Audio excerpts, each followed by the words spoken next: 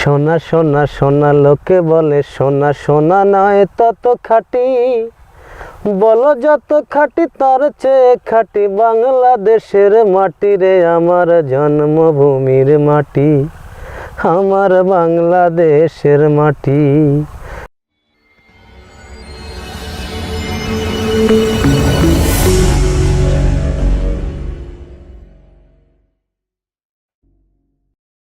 প্রতিবেদন সঙ্গে আছে আমি এরশাদ হোসাইন। প্রিয় দর্শক, আজ আমি আপনাদের নিয়ে আসছি ঐতিহাসিক গাজনাই বিলের মধ্যে। এখানে এক ভাই খামারের সাথে সম্পৃক্ত, আরও বিশেষ কথা তার কাছ থেকে জানবো উনি কেন এই খামারের সাথে সম্পৃক্ত। তো প্রিয় দর্শক, আর কথা না বাড়িয়ে চলুন শুরু করি আজকের প্রতিবেদন।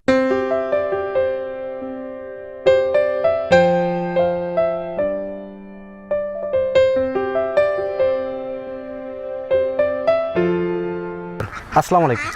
ভালো আছেন? জি। আপনার নাম কি? মোহাম্মদ জালালউদ্দিন বিশ্বাস। বিশ্বাস। আপনার গ্রামের বাড়ি কোথায়? জোরপুকুরিয়া। জোরপুকুরিয়া। আচ্ছা, আপনি কি পেশার সাথে জড়িত আছেন? আমি আব্দুল্লাহ মডেল ইউনিয়ন ইউপি সদস্য এবং কৃষিকাজ করতাম। আমার মাছের চাষ আছে, পাশাপাশি হাঁসের খামারের সাথে জড়িত আপনি আর কি? হাঁসের খামারের সাথে জড়িত। প্রিয় দর্শক, ওনার বাসা জোরপুকুরিয়া। উনি ওখান দোলা ইউনিয়নের ইউপি সদস্য, মানে গ্রাম প্রতিনিধি, এবং পাশাপাশি ওনারা কৃষিকাজ এবং অন্যান্য পদ যেমন মাছ চাষ, পাশাপাশি হাঁসের খামারটার সাথে জড়িত তিনি। তো ওনার সাথে বিস্তারিত আলাপ আলোচনা করবো। আচ্ছা, আপনি হাঁসের খামারে আসার জন্য মানুষকে কতটুকু উৎসাহিত করেন? আমি প্রথমত আমার বাড়ির পাশে একজন আজিবার নাম আজিবুর রহমান, প্রথম হাঁসের চাষ করে। ওর তখন দুর্দিন ছিল। আমার ওইখান থেকে কিছু টাকা নেওয়ার পরে উনি হচ্ছিল হাঁস কেনার আগ্রহী। তো পরবর্তী আমি কিছু টাকা দিলাম এবং ও আগ্রহের সাথে হাঁস কিনতে। তো অল্প কিছু হাঁস, মনে হয় 350 বাচ্চা তুলছিল। আমি দেখলাম ও 350 বাচ্চা থেকে আজকে অনেক ডেভেলপ। কিছু জমি কিনছে, ঘর করছে, ছেলেটা পড়াইছে, মেয়ে বিয়ে দিছে। ও অনেক উন্নত আমার জানা মতো, দেখা মতো। আমার সাথে অল টাইম থাকতো। মাছের চাষের সাথেও আমার সাথে জড়িত ছিল। পরবর্তী সময়ে বললাম যে ভাই চাষের কি অবস্থা, তো প্রতিনিয়তই আমি জানতাম আর কি। তো এখানে চাষ আছে, আমার মাছের চাষ আছে, জমি চাষ আছে, আসতাম। পরবর্তীতে বললো যে ভাই তাহলে একসাথে করি।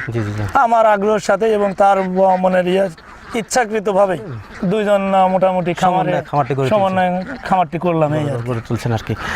প্রিয় দর্শক, উনি একজন গ্রাম প্রতিনিধি বা গ্রামের মেম্বার বলেন যেটাই বলেন, ওনাকে অসংখ্য ধন্যবাদ জানাই যে উনি একজন গ্রাম প্রতিনিধি হওয়া সত্ত্বেও উনি হাঁসের খামারে আসছেন। ধন্যবাদ সেই মেম্বার সাহেবকে, ওনাকে অসংখ্য ধন্যবাদ আমার চ্যানেল থেকে। আর একটা কথা না বললে নয়, আমার আশ্চর্য মনে হচ্ছে যে এখন একজন গ্রাম প্রতিনিধি হয়ে সে কেন হাঁসের খামারে আসলেন। এটা আসলে একটু ভাবার বিষয় না? অন্য সবার মতো তিনি চলতে পারতেন না? হ্যাঁ পারতেন। কেন উনি হাঁসের খামারে আসলেন, এই কথাগুলো জানবো আরও বিশেষ গুরুত্ব সহকারে। আচ্ছা, হাঁসের খামারে আসার জন্যে আপনার এই পরিকল্পনা ছিল, পূর্ব পরিকল্পনা ছিল, বা একজনের দেখে দেখে আসছেন, বা একজনের সমন্বয়ে খামারটি করে তুলছেন? আপনি কি মনে করেন নতুন যারা খামারটি করবেন বা খামার আসতে চাচ্ছেন তাদের উদ্দেশ্যে আপনি কিছু বলবেন আর কি? নতুন যারা খামার করবে অবশ্যই তারা যদি প্রশিক্ষণের মাধ্যমে মানুষের মোটামুটি সচেতনতার সাথে যদি খামারটি শুরু করে তাহলে অবশ্যই লাভবান হবে। কারণ আমার জানা মতে, আমি যতটা জানি, বাচ্চা হাঁসের যখন বাচ্চা থেকে লালন পালন করে, ডিম আসার আগে একটা মোটামুটি অসুখ হয়। ওই অসুখটা যদি সে সঠিকভাবে পরিচর্যা করে এবং জানাশোনা থাকে, যদি তার প্রশিক্ষণ থাকে, তাহলে অবশ্যই সে লাভবান হবে। বুঝতে পারছি। বেকারের উদ্দেশ্যে আপনি একটা কথা বলেন। আপনি তো এই সমাজের একটা সচেতন নাগরিক, আপনি বেকারের উদ্দেশ্যে এই ভিউয়ার্সদের উদ্দেশ্যে একটা কথা বলেন যারা বেকার থাকে। যারা বেকার বলতে বোঝায় আসলে শিক্ষিত ছেলেপেলে। শিক্ষিত ছেলেপেলে যদি খামার করে আরও বেশি লাভবান হবে, কারণ তারা যে জিনিসটি মোটামুটি হাঁসের অভাব থাকবে, যেটা প্রয়োজন সঠিক সময় আসার, তারা সেটা নির্ধারণ করতে পারবে এবং সেটা দিতে পারবে। সঠিক সময় সঠিক পদ্ধতিটা করলেই লাভবান হবে।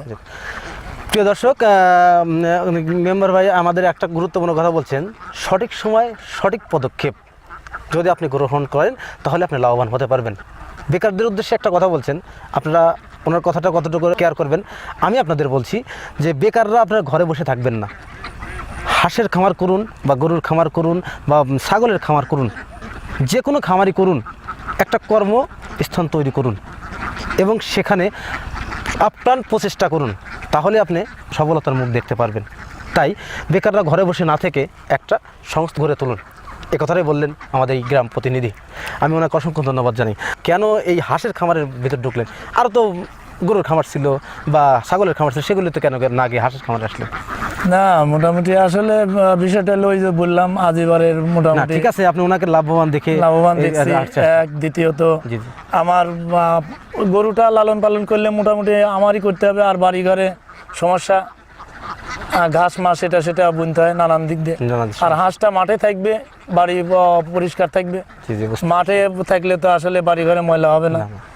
আর করারও একটাই উদ্দেশ্য, আমি নিজে 2 টাকা লাভবান হলাম, আমার সাথে 5 জন থাকলেও তারাও মোটামুটি এ থেকে ধন্যবাদ 2 টাকা আয় করতে পারলো, 5 জন শ্রমিক কাজ করলো, এই উদ্দেশ্যেই আর কি। আর কি। প্রিয় দর্শক, একজন গ্রাম প্রতিনিধির তাকে ধন্যবাদ দিয়ে আমি ছোট করতে যাচ্ছি না। ওনার চিন্তাধারা কত দূরে, যে এখানে একটা কর্মসংস্থান গড়ে তুলব এবং আমার সেই কর্মসংস্থানে 5টা-6টা লোক কাজ করবেন এবং এখান থেকে তাদের জীবিকা নির্বাহ হবেন, এই উদ্দেশ্যে তার খামারটি গড়ে তোলা। আর বিশেষ করে একটা কথা, তিনি অন্যের দেখা দেখিতে হাঁসের খামারেতে আসছেন। ওনার জানা মতে বা ওনার দেখাতে হাঁসের খামারে প্রচুর পরিমাণ লাভবান হওয়া যায়, এজন্য তো তিনি হাঁসের খামারে আসছেন। ধন্যবাদ জানাই। অনেক কথা বললাম, সন্ধ্যা গড়িয়ে বেলা অস্ত যাচ্ছে, তো আর কথা বলবো না। আজকের প্রতিবেদন এখানেই সমাপ্ত করছি। সবাই ভালো থাকেন, সুস্থ থাকেন, আল্লাহ হাফেজ।